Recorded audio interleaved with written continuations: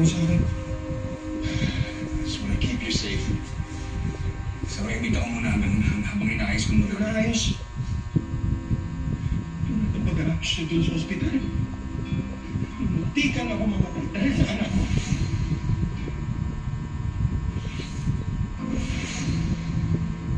Tapos paglabas ko, bigla na lang akong naresto.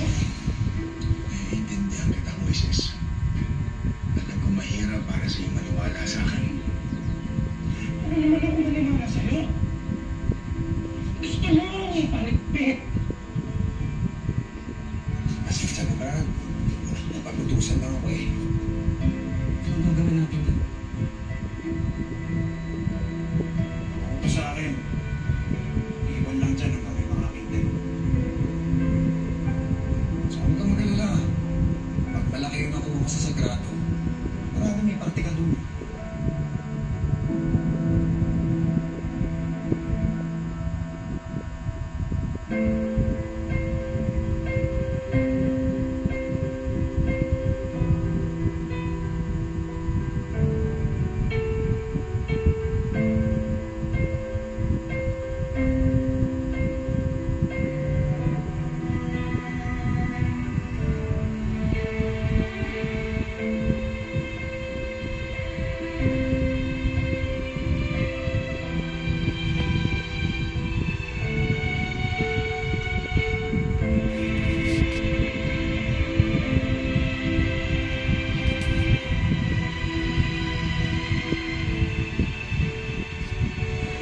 Mamamatay tao kayo.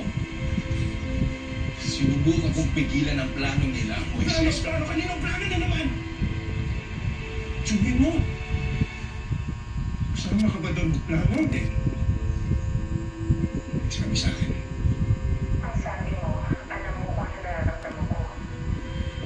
And I know, ganun din ang nararamdaman mo. What is this all about? Tumulong ako. I had a hand in sending that innocent kid in prison. Hindi nakakayanin ang konsensya kung mapapatay mo siya sa loob. Divine, what do you mean?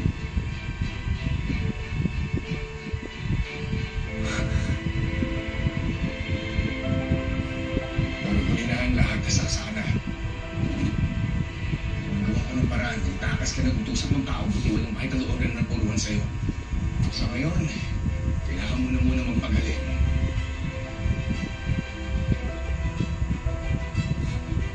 Nasa Panginoon. Siya sinasabi sa magsimatan siya, magkilama sa namin. Pag-usapan na tayo natin siya. Kailangan ko sa mga usap.